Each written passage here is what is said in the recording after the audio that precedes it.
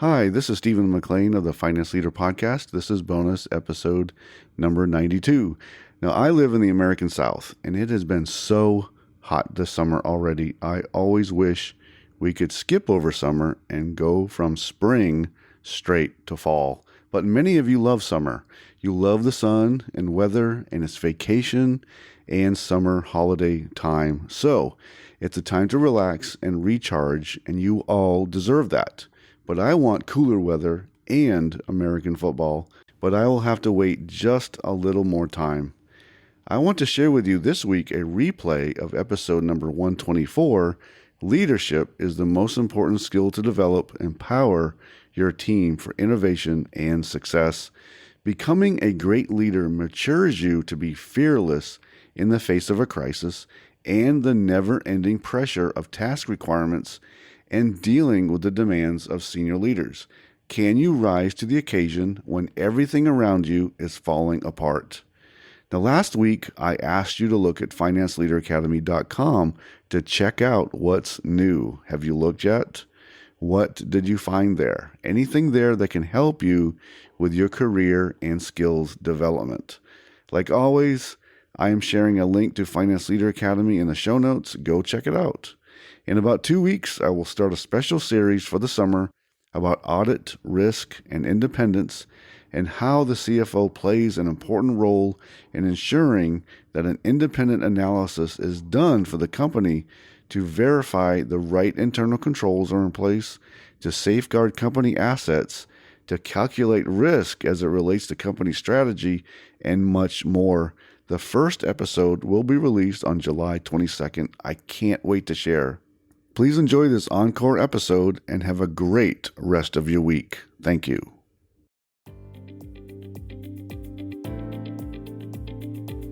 This week, I am talking about why learning leadership should be your first priority over all other skills development. Becoming a great leader matures you to be fearless in the face of a crisis, in the never-ending pressure of task requirements, and dealing with the demands of senior leaders. Can you rise to the occasion when everything around you is falling apart? Can you develop a team ready for more responsibility while resisting the urge to do everything yourself? Please enjoy the episode. Welcome to the Finance Leader Podcast, where leadership is bigger than the numbers. I am your host, Stephen McLean. This is the podcast for developing leaders in finance and accounting. Please consider following me on Twitter, Facebook, Instagram, and LinkedIn. My usernames and the links are in this episode's show notes. Thank you. This is episode number 124, and I will be talking about how leadership becomes the most important skill to develop, and I will highlight the following topics. Number 1, we need to develop leadership skills before anything else. Number 2, leadership is how you create positive change. And 3, how you can become a great leader.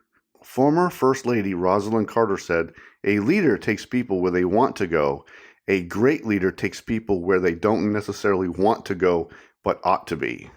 Becoming a great leader is a lifelong learning process. Learning never ends, and great, effective leadership is a calling so you can bring positive change to the team and organization as a whole.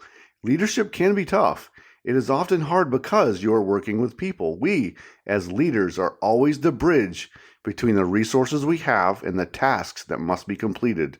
Can we complete our work, which also means our team's requirements, to a high level of excellence, while also navigating what our people need from us? It begins with a mindset that we will serve our teams and our people so they become better. When we raise others up first, we become better by default. We don't need to be selfish. We must become servant leaders.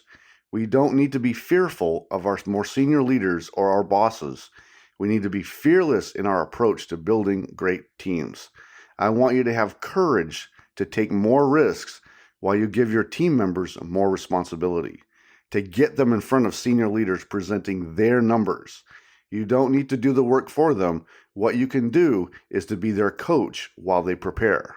Now, why is finance leadership so important? We talk about the fundamentals of finance, but how do we create a team who can see things differently, who know how to create value, who can tell a story from the data they are looking at, and who can advise beyond the obvious answers?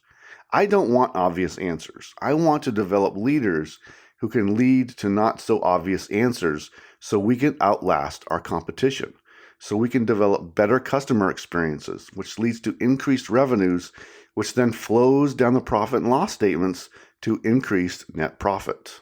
I have seen some amazing Excel users who create compelling spreadsheets, but who get so obsessed in their formatting and other styling issues, but they miss out on the more edgy insights that can lead to better decision making. We can get so focused and proud of being experts in Excel that we forget about the analysis that we are doing, and we don't get beyond the simple analysis because we are pulling the same data every time. To get to more useful insights, we need to ask questions, and then even better questions, and then we need to determine all the variables that affect the metrics or products that we are analyzing so we know what data we really need to create a better picture for those who are making recommendations and decisions. Many finance influencers focus so much on the technical side of working in finance and accounting that they miss out on how to mold together a team who can work together to solve a complex problem. How can we better help senior leaders do their jobs? And that takes a special type of leadership. It is often said that sports competitions are won in the margins, which means you have to win in the toughest of situations and then to employ your resources in new and innovative ways to overcome your competition. You have to be a unique problem solver and look at obstacles differently. What will you let stop you from achieving a high level of excellence or in completing a tough goal? Now let's talk a little bit more on sports for a few more minutes. Sports can be an awesome leadership lab. Now, Aaron Rodgers is a National Football League quarterback. For those who don't know, the quarterback is expected to be the leader on the team. I have nothing but great respect for Aaron Rodgers' football skills on the field, but let's analyze his leadership skills. Is he the type of leader you want leading your team? Now, this summer, his team, the New York Jets, like most, if not all teams, held a mini camp to start to get ready for training camp. This was a mandatory team event.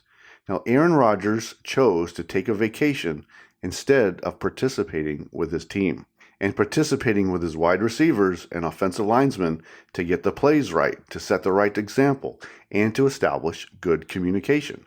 He often skips team activities throughout the offseason, though most are really optional. Off-season activities are extremely helpful in building trust and confidence with your teammates. Now, Aaron Rodgers believes his talent alone will win games. Maybe he's that good.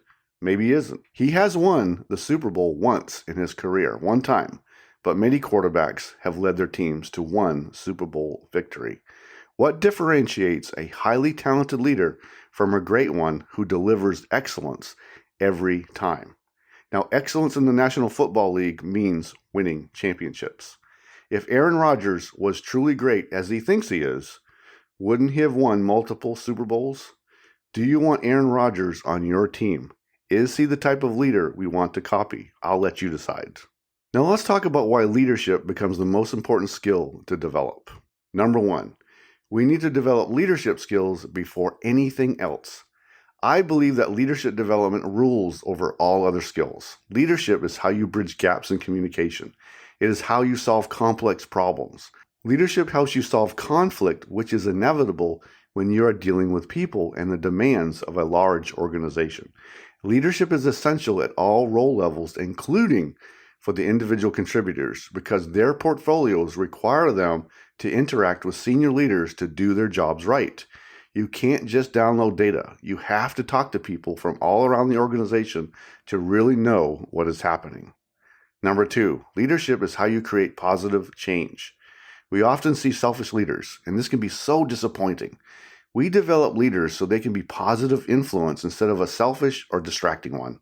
It is through leadership that the difficult work gets done, the tough decisions are made, and how you relate to the people on your team. A narcissist can often achieve high results, but at what cost? Selfish leaders don't invest in the team for the long term, but great leaders do. A great leader will sacrifice a quick result today for long-term, steady growth results later. That quick result probably did not help any one individual get better today. So we have the same team, but a little bit more stressed, and stressed in a bad way. Great leadership is where you change the organization for the better. You develop others who may make a mistake today, but will learn from that mistake and become even better tomorrow. I want us to lead with confidence, never afraid to solve tough problems, and to give positive direction to our team members. Number 3, how you can become a great leader. There are so many areas that I can talk about here. I want to remind you that if you get results but leave a trail of destruction, you are not a great leader. If you seek validation from others or aim to people please, you are not a great leader. Often you have to make an unpopular decision or even speak up against an action or a decision that may be detrimental. This is where great leadership comes from, and always work to bring others along with you as you become better, so your team members should also become better. I want you to reflect back on a great leader you had in the past. What comes to mind when you remember them? You may need to remember a few so you can create a composite of a great leader.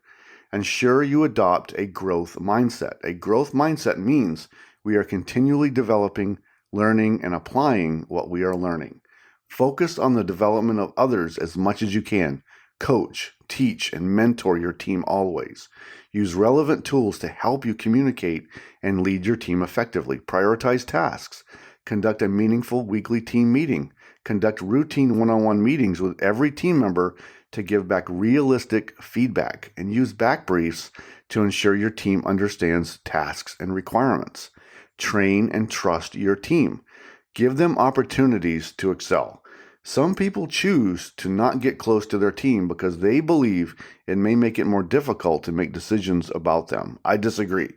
You can become very relatable if you are honest with each person in their performance development meetings, especially the weekly one-on-ones. Don't fear getting close to team members, but give very truthful performance and future potential feedback. We need to bridge gaps in communications. I have mentioned this many times. Teams and departments operate in silos all the time.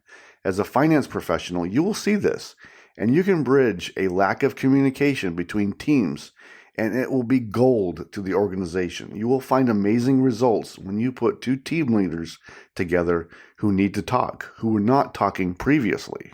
Now, do leadership different. Address areas for improvement, and then put into action how to improve those issues. We must achieve results, but do so with growth. Make your team better and the organization better through every task and requirement you complete.